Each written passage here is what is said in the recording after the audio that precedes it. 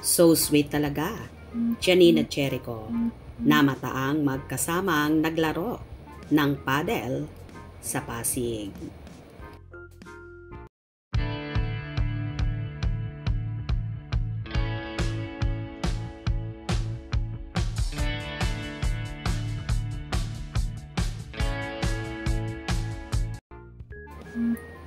May kumalat nga na video nina Janine Gutierrez at Jericho Rosales kung saan naglaro sila ng paddleball sa isang lugar sa Pasig.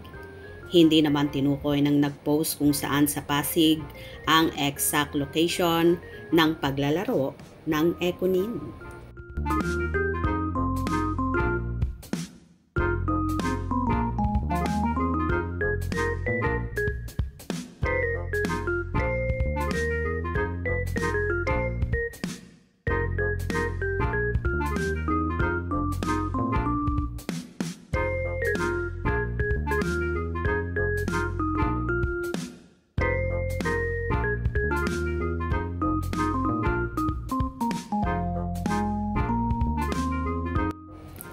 Samantala, marami namang Ekunin supporters ang natuwa at kilig na kilig nga ng mamataan ng dalawa na magkasama na so sweet.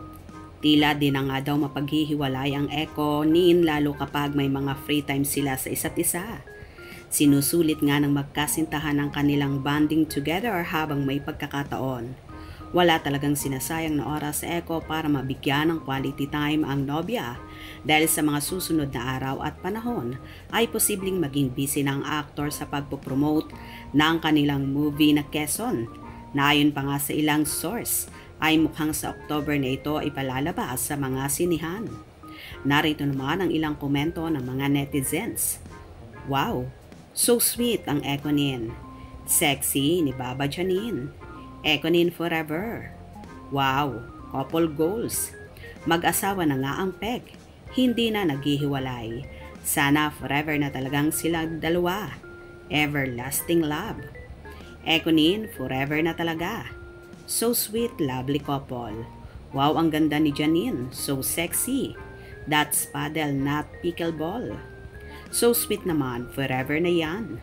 So sexy naman talaga ni Janine sa kanyang outfit na nakahanging sando at maigsing palda na bagay sa aktres. Matatawag mo talagang barbing buhay ang aktres sa alindog na meron ito. Hindi kaila kung bakit lalong nahuhumaling at in love si Eko sa nobya. Bukod sa maganda na, so simple pa at napaka down to earth pa ni Janine. Bukod pa dyan, walang kaarte-arte sa katawan kaya naman game na game sa maraming bagay na isa rin sa nagustuhan ni Eko.